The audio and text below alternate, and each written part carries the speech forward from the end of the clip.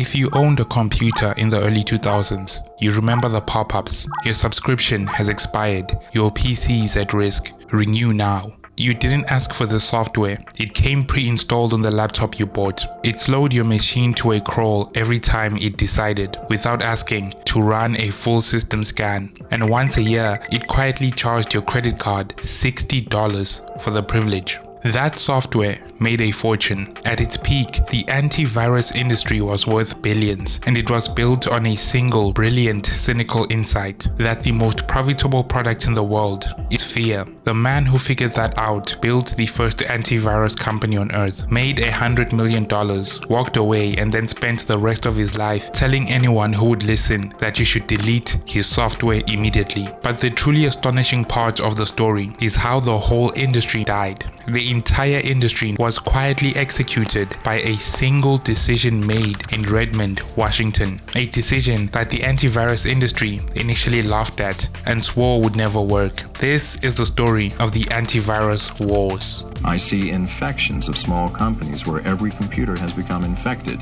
and the company is near collapse from financial loss. Virus expert John McAfee, president of a newly formed Computer Virus Association, helps companies recover from attacks. The problem is getting worse. We're seeing a new virus arrive on the scene at the rate of about one a month now. Most of the new viruses are worse than the old viruses because they are more subtle, more sophisticated, and they cause a great deal more damage. In 1986, a mathematician named John McAfee was working at Lockheed, and someone handed him a floppy disk. On it was a program called Brain. It was the first computer virus ever written for the IBM PC, created bizarrely by two brothers in Pakistan who ran a software shop and wanted to track people copying their work. Brain didn't destroy anything, it just hid, spread, and refused to leave. While most people saw Brain as a harmless annoyance, McAfee looked at it and saw a brand new software category potentially worth billions. In 1987, from his house in Santa Clara, California, he founded McAfee Associates and released a program called VirusScan. It was the first commercial antivirus software in history, and it did something genuinely clever. Before McAfee, if you wanted protection, you needed a separate little program for each individual virus. McAfee's software scanned for all of them at once. But the innovation that actually built the empire wasn't the technical brilliance, it was the business model. McAfee let individuals download the software for free and charged companies a licensing fee. This was a heresy in 1987, an era when software came in a shrink-wrapped box that cost real money. This strategy worked brilliantly well,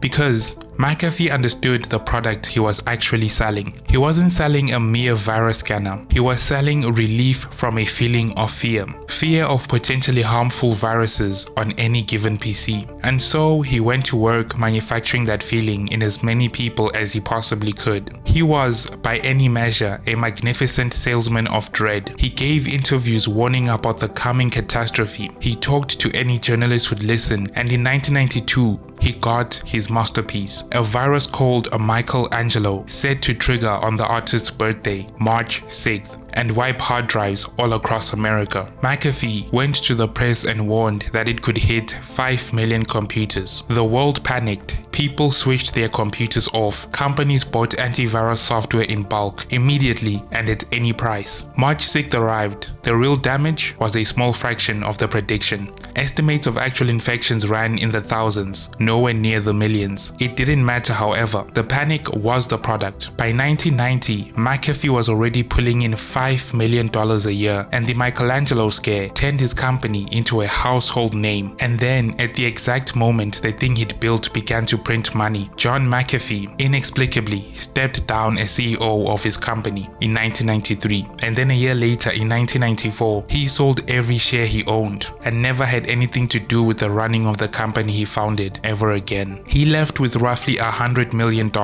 Unfortunately for him, he got out at the beginning. The company kept his name. That name was about to be attached to one of the most hated pieces of software on the planet, and there was nothing he could do about it.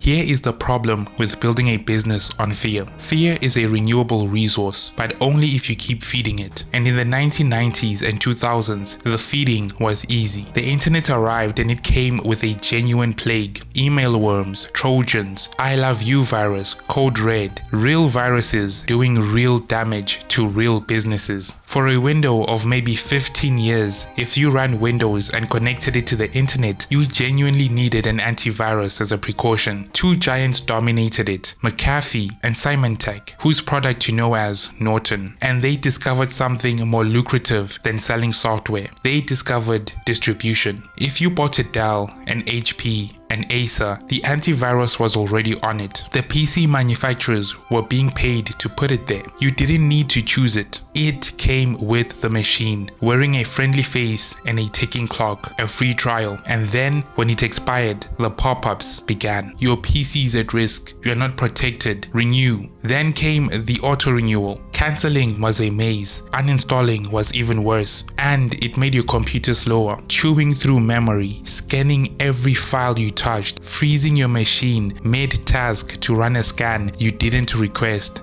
and couldn't postpone. The software you paid to protect your computer was, in daily practice, the single worst thing running on your computer. The industry had a word for what this product had become: bloatware. There was also one more thing, and that is the piece most people never noticed. The antivirus companies had a structural incentive that put them quietly at odds with their own customers. Their entire business existed because Windows was insecure. If Windows ever became genuinely safe, they would have nothing to sell. It was, for a long time, a spectacular business. Symantec's revenue climbed into the billions, and in August 2010, Intel bought McAfee for $7.5 billion. John McAfee watched his name sell for $7.5 billion and felt, by his own account, nothing but contempt. Intel would eventually try to erase him in 2014, embarrassed by the increasingly chaotic real-life behavior of the man whose surname was on the box. Intel announced it would rebrand the whole thing Intel Security and quietly retire the McAfee name. It didn't take. The name came back. You cannot buy a man's name and then make people forget it. And by then, in any case, the entire industry had a much larger problem.